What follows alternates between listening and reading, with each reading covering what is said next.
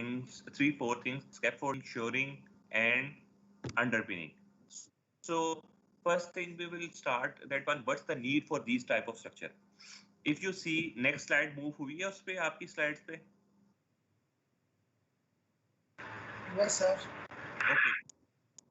If you see for different construction activities like brickwork above 5 feet के अगर 5 feet से ऊपर brickwork करनी हो, such as plastering, painting, walling, uh, for renovation work, repair work, paint work, for roof and slab, obviously you need supports or arrangement. अगर आपने 5 foot से ऊपर भी काम करना है, ऑब्वियसली ह्यूमन बॉडी और जो हाइट है वो 5 फुट से ऊपर 6 फुट से ऊपर वैसे अलाउ नहीं करती. You need a temporary support. And similarly, if you have to cast the slab casting maybe you need a platform on which you can pour a concrete.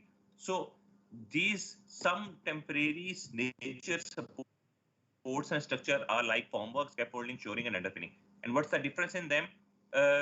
The supporting structure means on which directly you pour the concrete or something like that. That is called as formwork. And what is scaffolding? Scaffolding is basically the arrangement for working platform. Arrangement means that if you want to erect the formwork, you need a scaffolding at the bottom. अगर आपने देखा हो तो steel या concrete की, steel या would की जो पट्टे होते हैं उसके नीचे अरेंजमेंट चाहिए. That can be a props or you can say a vertical pipes जो scaffolding के pipes होते हैं. That arrangement is called as scaffolding. And what is shoring and underpinning? Shoring is basically a supporting method for unsafe structure. आपने बहुत सारी देखा हो vertical electric poles है या telecommunication pole है.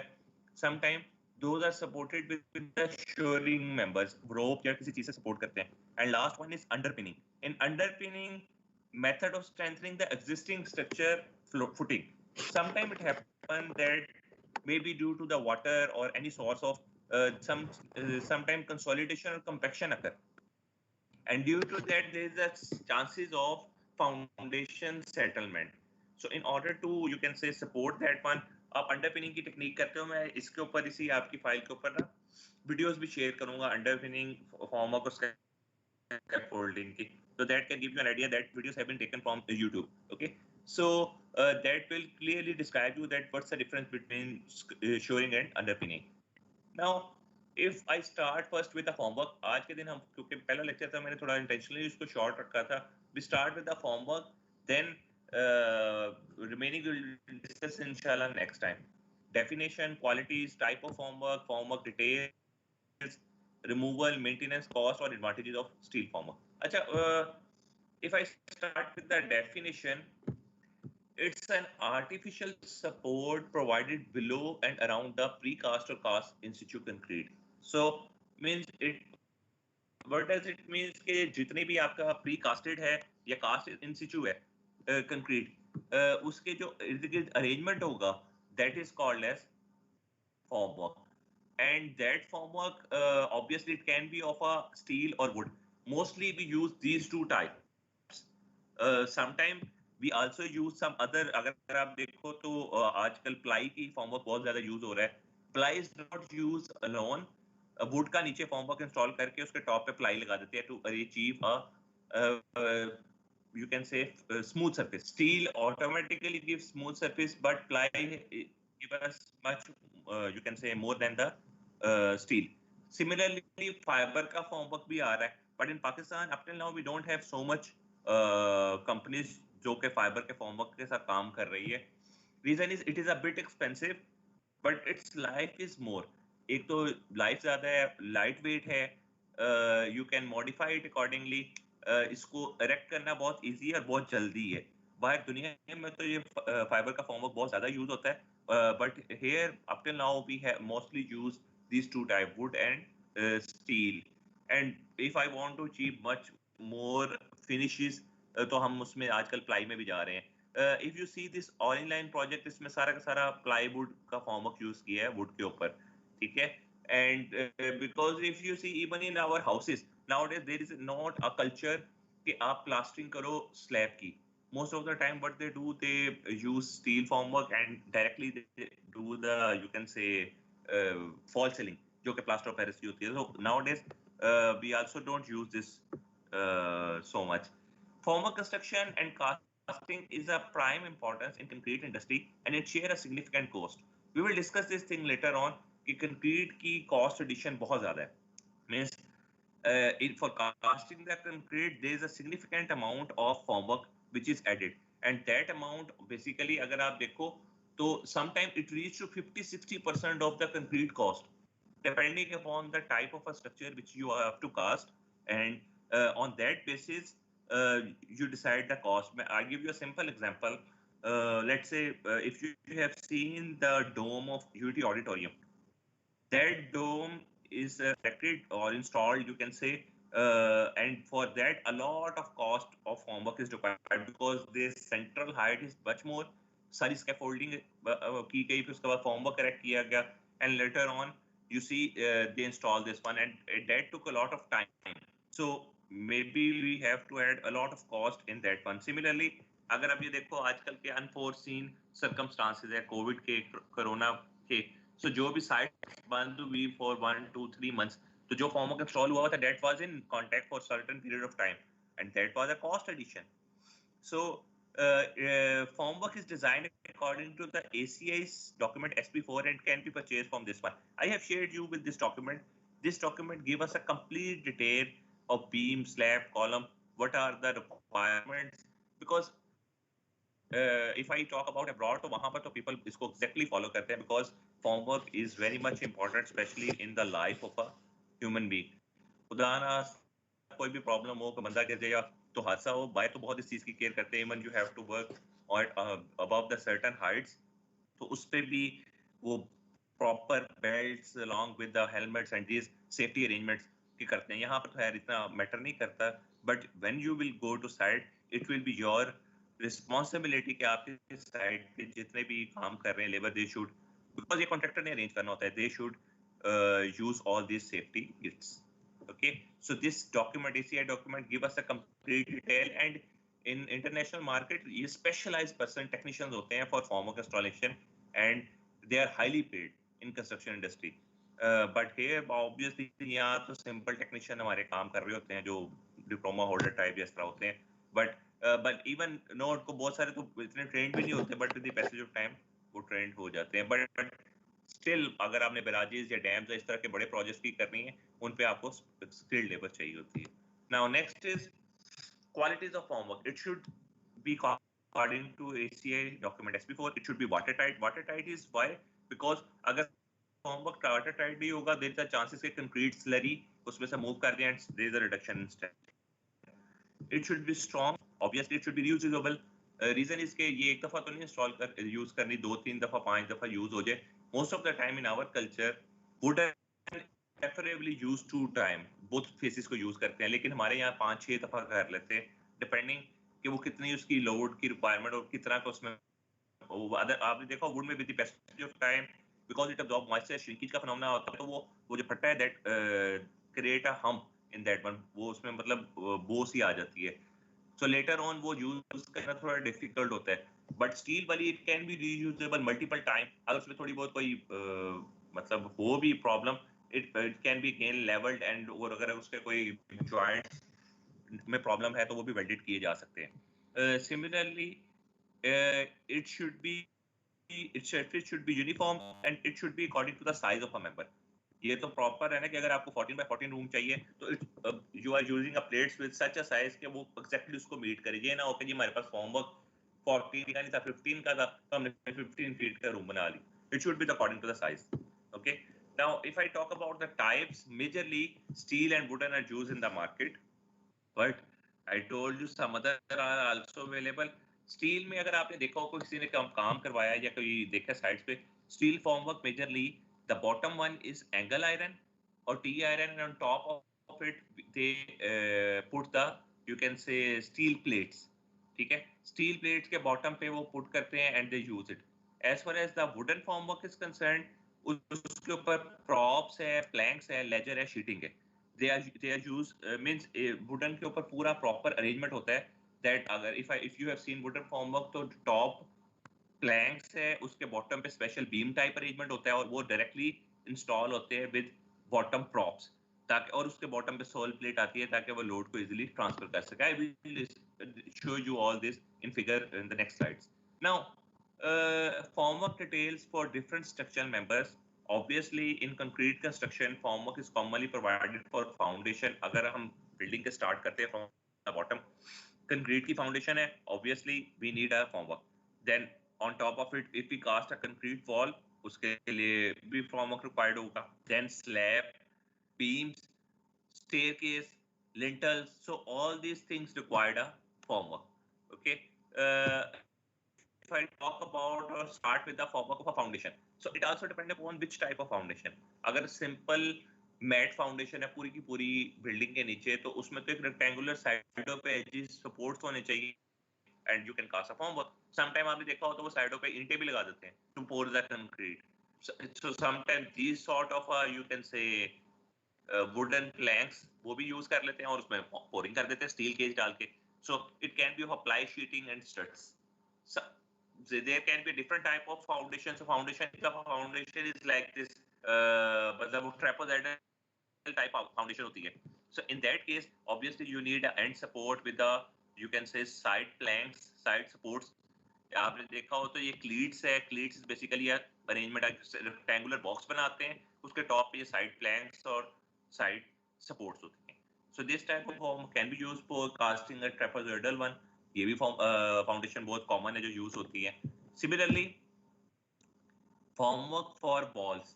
अच्छा, वॉल पैनल्स का थोड़ा सा क्राइटेरिया डिफरेंट है. वी यूज बोथ स्टील, बहुत कंक्रीट फॉर्मवर्क, बट वॉल्स क्योंकि वॉल पे अच्छा खासा लोड आता है कंक्रीट का, so it should be supported very much literally, यानी कि उसका वर्टिकल और हॉरिजॉन्टल सपोर्ट्स तो होनी चाहिए पोस्ट, और उनकी आपस में स्पेसिंग मेंटेन करने के लिए भी सेंटर में स्ट्रट्स आएंगे. But it should be supported with an inclined member like rackers and wedges, or bottom पे भी stakes driven into the ground so that it can easily bear the load, because a lot of concrete load will come on these end plates. So it consists of a timber sheeting, vertical post, horizontal member, racker, stack, wedges, etc. So number of things are used in the, you can say, formwork of a wall. After completion, okay, one more thing, most of the time we use this strategy, but especially in case of a wall formwork, what we do, we put a formwork on one side of the wall, we put the reinforcement within that one, and we put the formwork on the other side, और उसके बाद उस पर concrete की pouring कर देते हैं. Sometime it happen कि हम totally formwork install करके उसके बाद cage, but walls में ऐसा नहीं होता, steel cage बाद में नहीं आता. We put one side formwork, steel cage, and the second side formwork, and later on all it will be filled with the concrete. So after completion of one side of the formwork, reinforcement is provided and placed there, and at the place the second side will be put so that we can pour the concrete later on. Okay.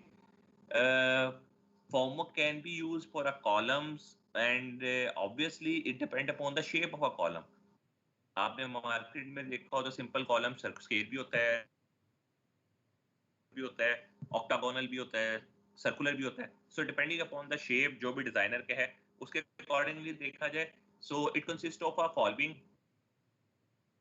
अगर आपने देखा, ये simple एक example है square की. One is the side plank and one is the end plank. So side and end plank along with the yoke and nut and bolts. क्या होता है, इनके दोनों प्लैंक्स को जोड़ने के लिए योक यूज करते हैं. It's also a pieces of would along, and that are fastened through yoke, nut and bolt.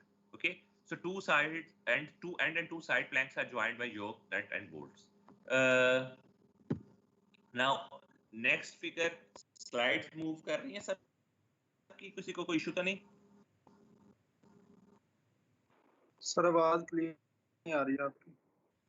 नहीं आ रही? अभी भी नहीं आ रही? यस सर, आवाज क्लियर नहीं है आपकी. यार बोलो तो सही, कोई आ एक कट के आ रही. ये वैसे मेरी तरफ से तो इशू नहीं है, लेकिन अच्छा किसी को क्लियर आ रहा है? इशू होगा सर. ठीक है ये जिनको सर क्लियर नहीं आ रही, इनका नेट का इशू है. ठीक हो गया. मैं यही बोल रहा था क्योंकि ऑब्वियसली यहाँ काफी लोगों का प्रॉब्लम है नेट के. इवन जब मैंने स्टार्ट में ज्वाइन किया मेरी तरफ भी इशू हुआ था. तो ये है with the passage of time, मैं नेक्स्ट टाइम इंशाल्लाह रिकॉर्डेड इसलिए करूंगा ताकि वो हर बंदा सुकून से आराम से डाउनलोड करके सुन ले. ठीक है, लेटर ऑन जी सिर्फ सर। मीटिंग किया करेंगे। और if I start with the column, तो मैंने लास्ट आपको बताया कॉलम, सिंपल कॉलम की form work for the column. अगर कॉलम में देखा जाए तो कॉम्प्लेक्स सिस्टम की भी फॉर्म वर्क यूज होंगे with the end and side flanks, और उनको सपोर्ट्स किया जाएगा शोरिंग के साथ। बट ये तो सिंपल रेक्टेंगुलर सर्कुलर कॉलम की बात हो रही है। But if I want to make some other shape, market में स्टील के फॉर्म वर्क सर्कुलर भी अवेलेबल है, ठीक है, फाइबर के भी अवेलेबल है। But in the past also what they do they put the simple cage of steel inside the wooden, कि बाहर सारा वुडन होता था। अगर ये ऑक्टागोनल बनाना है तो उस तरह का केज उसके अंदर डाल दिया, स्क्वायर बनाना है तो स्क्वायर बना दिया, सर्कुलर बनाना है बाहर से वो स्क्वायर है, सेंटर से सर्कुलर बना दिया। so this type of strategy can once used or still it is using in the side, ठीक है। और स्टील में तो पर्टिकुलर शेप भी अवेलेबल होती है, इवन नहीं भी अवेलेबल स्टील में उस पर्टिकुलर शेप का केज डाल के उसको कास्टिंग किया जा सकती है, ठीक है। Now this is main important part that form work for slab and beam. Majorly अगर देखा जाए तो अभी तक हमने डिस्कस किया फाउंडेशन का, वॉल्स का। Now in case of slabs and beams, first thing ये सबसे इंपॉर्टेंट है बिकॉज स्लैब और बीम का अच्छा खासा लोड होता है, and all the load if you see this is slab panel, this is slab and beam panel, and all the load is shifted to head tree, this one platen. After that prop पे आता है, prop से bottom पे जाता है। If I start at the bottom there is a sole plate, what's the need to provide this sort of plate? अगर वो directly जो post है ना vertical, जिसे prop बोलते हैं या वली बोलते हैं उर्दू में, अगर हम उसको scaffolding बोलते हैं, scaffold के pipes in case of steel shuttering. So for that if you see all, if I directly put those on a soil, so there is a chances कि जब उस पे load है तो punching हो जाए। In order to avoid that one, mostly we provide the sole plate at the bottom, and what will happen, this sole plate what it will do that it distribute the load at larger area and chances of punching is so most of the time we provide this sort of a sole plate at the bottom, and this folding wedges is provided कि अगर वो थोड़ा बहुत उसके level में थोड़ा सा difference है तो wedges can be provided at the bottom. Then props, these props are the vertical post in case of a wooden head tree. Head tree क्या है, ये basically beam के नीचे head tree का पूरा pattern आता है, and remember this thing that beam is always supported by head tree and slab is always supported by batten. Why head tree पे क्या है, क्योंकि इस पे beam का भी लोड है, slab का भी लोड है, ज़्यादा लोड है, so we normally provide another platform. But in case of slab directly वो एक बना के उसका arrangement batten का we can support that. Next is planks है, battens है और ledges है. So one more thing, ledges तो end पे उसको connect करने के लिए use होते हैं if the height is very much means अगर 9 फुट 8 फुट से ऊपर 10 फुट 15 फुट 20 फुट हाइट की शटरिंग है या फॉर्मवर्क इंस्टॉल किया हुआ है, so there is a chances of bending of these vertical pipes. ये props को vertical bending होने के chances है, so we may need to provide a horizontal bracing between them, so that can also be done. So beam formwork always rest on head tree, I already told you. Slab formwork always rest on batten, and if the prop height is more than 8 feet then horizontal bracing is always needed. Next is lintel. अगर आपने देखा जाए तो obviously small building की बात की तो उसमें फाउंडेशन में आएगा wall panels, beam and slab. Also we provide lintels or beams within the building. आपने देखा हो डोर की ओपनिंग पे, विंडो की ओपनिंग पे, so obviously we provide a formwork for that. और इसमें सिंपल formwork यूज किए जाते हैं, एंड प्लैंक्स को यूज किए जाते हैं। अगर आप देखो ये एंड पे प्लैंक बॉटम पे और वो हेड ट्री पे रेस्ट करता है, वो प्रॉप पे जाएगा and directly go to the sole plate. So this sort of arrangement can be used for lintel or beam formwork, simple beam के लिए, ठीक है. Next is formwork for staircase. Sometimes it is very much complex, sometimes it is simple, because staircase is also very important part और वो उसकी अच्छी खासी load होता है कास्टिंग में, स्टील की usage, and also it depend upon which type of staircase you are using. Simple staircase है और you are using circular or you are using you can say arch shape. जो shape होगी उसके accordingly आप इसको plan करते हैं formwork को, और जैसे जैसे शेप कॉम्प्लेक्स होती है सर्कुलर में या आर्च में या इस तरह की में, तो फॉर्मवर्क का अरेंजमेंट भी कॉम्प्लेक्स होता जाता है. So if I talk about formwork, it consist of a vertical and inclined post, inclined member, wooden plank, sheeting, stringer, riser, plank. So this sort of arrangements are used in that one. For example अगर आप देखो vertical post normally use होती है उसको वो जमीन के साथ सपोर्ट करने के लिए, then inclined members are use, wooden planks और शीटिंग इंक्लाइंड भी यूज होगी, हॉरिजॉन्टल भी। If I talk about from the top, beam का फॉर्मवर्क आएगा, then landing, then all this inclined planks, vertical supports है, हॉरिजॉन्टल है, स्ट्रिंगर है और राइजर प्लैंक्स है। These are the riser planks and mostly riser planks is important. It depend upon the step size of a riser. अगर 4 centimetre का है तो उतना riser plank होगा, कितना riser का साइज है, और इसकी स्पेसिंग आपस में एडजस्ट होती है। हाउ, अगर हमको मैं क्रॉस सेक्शन में दिखाऊं, इन क्रॉस सेक्शन ये वॉल के साथ स्टेयर केस बनाई गई है। In that one all this riser planks are attached. अगर एंड वुड पे देखो तो ये राइजर प्लैंक को अटैच किया गया विद नेल्स और सम अरेंजमेंट, और जितना जितना राइजर प्लैंक का डिफरेंस आता जाएगा उतना उतना राइजर का स्टेप साइज बनता जाएगा स्टेयरकेस में। And mostly we pour this staircase from the top, top से इसको पोर करते हैं, जितनी जितनी उसमें कंक्रीट स्टे करती जाएगी according to the riser size वो हो जाएगा। ये सिंपल कंक्रीट में भी अवेलेबल, सॉरी वुड में भी अवेलेबल है, और it is available in steel shuttering also. और लोकली तो लोग ईंटें जोड़ के भी स्टेयरकेस बना लेते हैं, but that is not a good option. You should use a formwork. Now these all are the formwork detail के जितना हम फॉर्मवर्क यूज करेंगे, किस टाइप का यूज करेंगे। Another important parameter in that is that removal of formwork. Obviously, whenever you use the formwork, it need to be removed, and when it should be removed, it depend upon many parameters. Because this is a cost addition and it's a reusable material. जितनी देर use करोगे उसके बाद उसने obviously contractor ने किसी और जगह ले जाना है. So it depend upon type of a cement, ratio of concrete mix, and weather condition. Type of a cement means, but I can tell you in that which type of cement you are using. Rapid hardening होगा तो obviously अगर concrete rapid hardening का बना हुआ है, it will get the strength earlier. If it will get the strength earlier, you can remove the formwork earlier. Simple question. Okay, simple procedure. अगर वो normal OPC है तो obviously it require more time. Similarly, ratio of concrete. अगर rich concrete होगा तो obviously it formwork can be removed earlier, otherwise not. Weather condition. This is also rest assured that if you are using concrete or pouring concrete in formwork in Lahore and in Calgary, so depend कि लाहौर में तो temperature ही बहुत ज्यादा है, यहाँ पर मे be वो जल्दी हाइड्रेशन प्रोसेस कंप्लीट हो and you get a strength earlier, और कनाडा में इतनी ठंड हो -20 also, it may be require more time to get reaction completed और उसका ज्यादा स्ट्रेंथ में टाइम लगे. So it depends upon the weather condition also. Hydration process accelerates in hot weather condition as compared to cold and humid weather condition.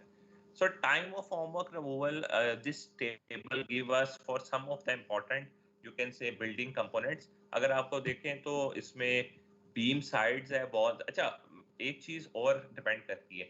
If you have casted column, तो column की formwork को हर दूसरे दिन भी remove कर देते हैं. Reason इसके उस पर लोड कोई नहीं है, वो डायरेक्टली जा रहा है बॉटम पे, फाउंडेशन पे. But if I cast the slab, you need a formwork that will remain intact for certain period of time. अब slab के जो end planks होंगे, यानी end hard हो गया, अब तो कंक्रीट की जरूरत है नहीं, बट bottom plank कभी रिमूव नहीं करेंगे, beam के bottom नहीं रिमूव करेंगे, end का कर सकते हैं. So beam side walls का या columns का that can be removed for OPC within 2 to 3 days and rapid hardening में 2 days बाद रिमूव कर सकते हैं. सिमिलरली स्लैब के लिए वर्टिकल रिमेन इंटैक्ट, जो वर्टिकली सपोर्ट है, बाकी जो है स्लैब का सारा कुछ वो 4 to 3 डेज में रिमूव किया जा सकता है. स्लैब कंप्लीट फॉर्मवर्क ओपीसी में 10 डेज है और रैपिड हार्डनिंग में 5 डेज है, वो 5 डेज बाद या 10 डेज पर रिमूव किया जा सकता है. सिमिलरली बीम में जो रिमूवल ऑफ शीटिंग है, प्रॉप्स है. अच्छा, बीम का भी ये होता है कि जो प्रॉप्स है यानी वर्टिकल जो उसको सपोर्ट होती है वो रिमेन इन कॉन्टैक्ट रहती है, बाकी सब कुछ वो हम रिमूव कर लेते हैं 8 डेज में, और रैपिड हार्डनिंग में जल्दी है 5 डेज में. समटाइम बीम्स और आर्चीज होते हैं जो कि कॉम्प्लेक्स स्ट्रक्चर होता है और इसके स्पैन्स भी ज्यादा होते हैं. So if it is up to a span of 6 metre, so 14 days है या 5 to 8 डेज है, और अगर मोर देन 6 मीटर है 21 डेज या 8 to 10 डेज तक आप फॉर्मवर्क को रिमूव करते हैं. So these are general guidelines कि अगर ओपीसी यूज कर रहे हैं rapid hardening. And also with the passage of time obviously these formwork require maintenance. And maintenance is के ऑब्वियसली अगर आप वुडन आपको पता है वुडन के क्या यूज करते हैं, वुडन प्लैंक्स यूज करते हैं जो फट्टे होते हैं. अब ये फट्टे with the passage of time when you install a nails in that, वो एक जगह वो लगेगा कील, दूसरी जगह लगेगा, there is a chances that it will you can say deteriorate from there. अगर वो उसके एंड्स पे 2-3 दफा 5 दफा यूज होगा तो वो खराब हो जाएंगे फट्टे. It can not be use. अब उसको कट करोगे तो ऑब्वियसली वो साइज में वेरी करेगा। So mostly this wooden formwork is used for 2 3 4 time, and after that वो क्या करते हैं, वो जो सबसे टॉप पे प्लैंक्स होते हैं जिसके ऊपर कंक्रीट पोर होती है, उनके नीचे भी फट्टे होते हैं जो कि वर्टिकल पोस्ट के साथ अटैच होते हैं, वो उनको कीज बोलते हैं, चाबियां। नॉर्मली जो टॉप के प्लेटफॉर्म है, आफ्टर सर्टेन यूजेज जब उसमें थोड़ी बहुत खराबी आती है वो बॉटम पे यूज कर लेते हैं। लेटर ऑन अगर वो और खराब होना शुरू होते हैं तो वो उनको वेस्ट कर देते हैं या उसको जला लेते हैं, ठीक है। Mostly this sort of arrangement is used for wooden, but in case of a steel with the passage of time उसमें बेंड आ जाता है, हम आ जाता है और बहुत सारी चीजें होती है। तो स्टील का प्लेटफॉर्म जो है उसमें बेंड को दूर किया जा सकता है विद द लेवल आप उसके अरेंजमेंट के थ्रू, और अगर उसमें कहीं जॉइंट ब्रेक हुआ है तो उसको वेल्ड किया जा सकता है। सो सर्टेन स्टील के फॉर्मवर्क की ऑब्वियसली लाइफ ज्यादा है एज कम्पेयर टू वुड।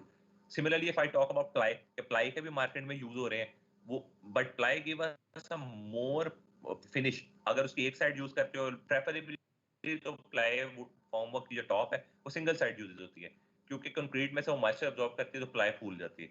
और अगर नहीं अब्सॉर्ब किया तो सेकंड साइड भी दूसरी दफा यूज करके, but not more than twice. Ply में ये मैक्सिमम यूज होता है। जहां तक ताल्लुक है उसका fibre, fibre is very much good.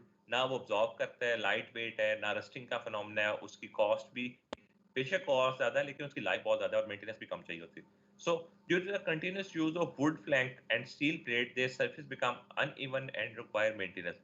So, for wooden formwork, you may use cupboard or plastic fiber boards. Bolts, holes must be repaired. कि जहाँ पर बोल्ट है या होल्स हुए में उनको रिपेयर किया जाए या उसको कपबोर्ड या हार्डबोर्ड के तौर पे यूज कर लिया जाए। For steel formwork, it may be leveled by metal and loose corner may be welded. Obviously, उनको level किया जाए, weld किया जाए, तो ये this maintenance is required necessary. अगर आपने देखा हो, whenever they install the formwork, even in case of a steel give us a better finish than a wood, but still जो steel का formwork होता है, उसकी भी with the passage of time finish वो नहीं रहती. Most of the time, their surface before casting a concrete, their surface is you can say उसको properly oiling की जाती है, so that concrete should not make a bond with that one, और उसकी जो joints है उसको properly seal किया जाता है with tape ताकि concrete slurry ना move करे। Same is the case with the wooden plank जो है या wooden formwork अगर use करते हो तो wood के भी में भी tendency है that it absorb moisture, all the concrete slurry will go out, so ये तो बड़ा dangerous होगा। So mostly in the past what people do, या भी गांव वगैरह में वो पूरी मिट्टी की लपाई करते हैं उसके टॉप के ऊपर, when they use mud so that concrete should not directly in contact with the wood formwork, वो absorb ना करे, concrete की strength कम ना हो। और there is another technique mostly people use, they use a polythene sheet on the top of a wooden, वो क्या polythene sheet एक तो absorb नहीं करने देती, दूसरा वो concrete का जो कहते हैं ना water वो loss नहीं होने देती, so that can be another option, but it should require a maintenance with the passage of time. I talk you about cost, that formwork added a lot of cost, you can say, in a project of almost 30 to 40% for a normal work and 50 to 60% for some of the specialized work, and this can be depend upon formwork control mid cost material, यानी एक तो depend करता है material जो use कर रहे form के work के लिए, वो जो इतना अच्छा मटेरियल होगा, फाइबर है या मेटल है या वो जो भी है, उतनी ही ज्यादा कॉस्ट होगी। इरेक्शन कोर्स है, फॉर्म वर्क रिमूवल कॉस्ट के, इलेक्शन के ज्यादा पैसे लेते हैं, रिमूवल के ज्यादा, और ज्वाइंटिंग और नेल्स वगैरह के ज्यादा, स्किल्ड लेबर के ज्यादा, so there are multiple factor which are counted in the cost of form work.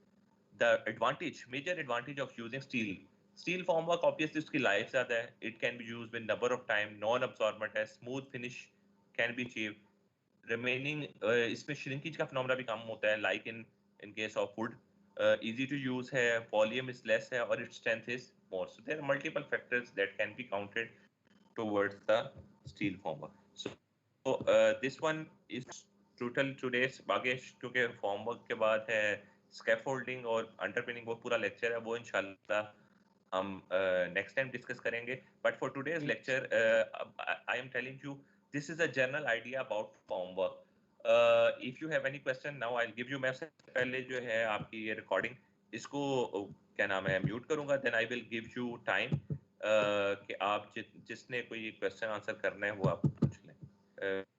Wait a minute.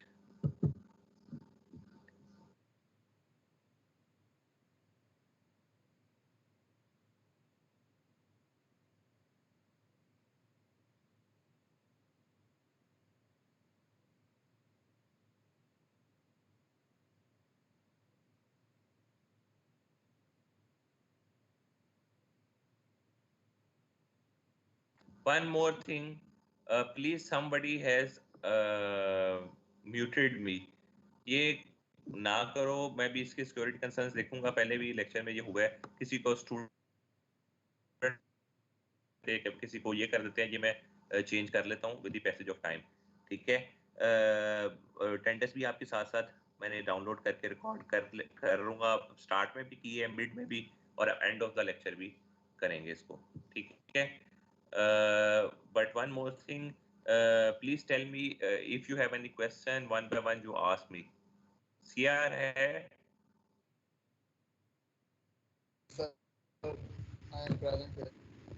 CR कोई क्वेश्चन या कोई प्रॉब्लम? आपको लेक्चर सुनाई दे रहा था? यस सर, सुनाई तो दे रहा था, लेकिन तकरीबन क्लियर है, कोई खास प्रॉब्लम नहीं। क्या कह रहे हो? सर क्लियर है, कोई अच्छा, क्वेश्चन नहीं है, कोई ऐसी प्रॉब्लम नहीं है। I will share some of the videos also, जिसमें अंडरपिनिंग की technique, form work correction, ball के लिए और ये चीज़ें वो भी शेयर करूंगा। और इसके अलावा पावर पॉइंट नेक्स्ट टाइम से मैं पावर पॉइंट रिकॉर्डिंग में शेयर करूंगा। चलो, सीआर को तो नहीं है, और किसी को कोई क्वेश्चन?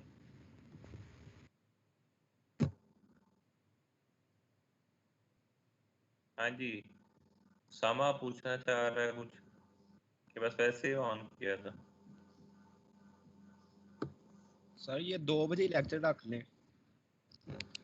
नींद आ जाती है इस टाइम पे? सर वो फिर गैप आ जाता बीच में, तो बाद में दोबारा। नहीं, इससे पहले किसका लेक्चर होता है?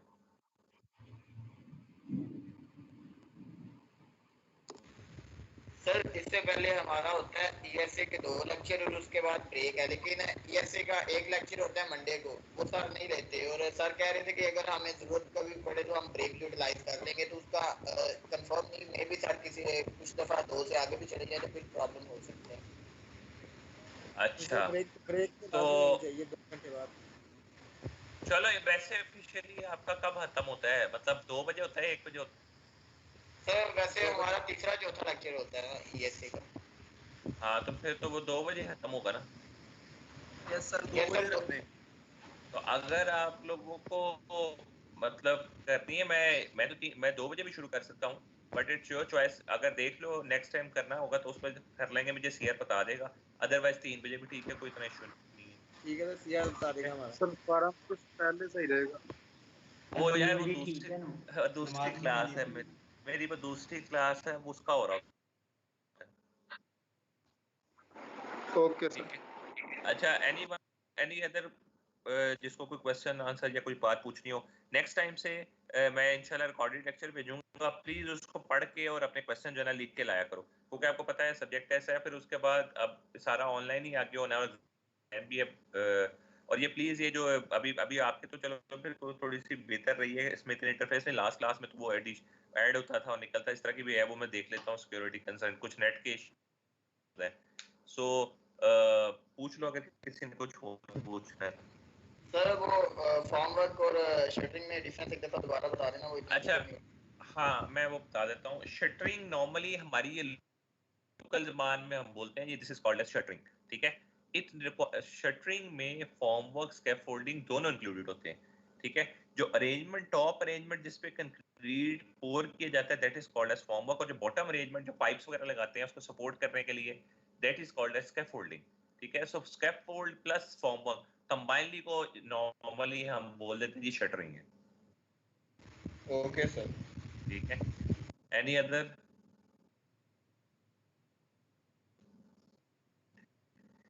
चलो, अगर कोई क्वेश्चन नहीं है सो अटेंडेंस मैंने सबकी डाउनलोड कर ली है।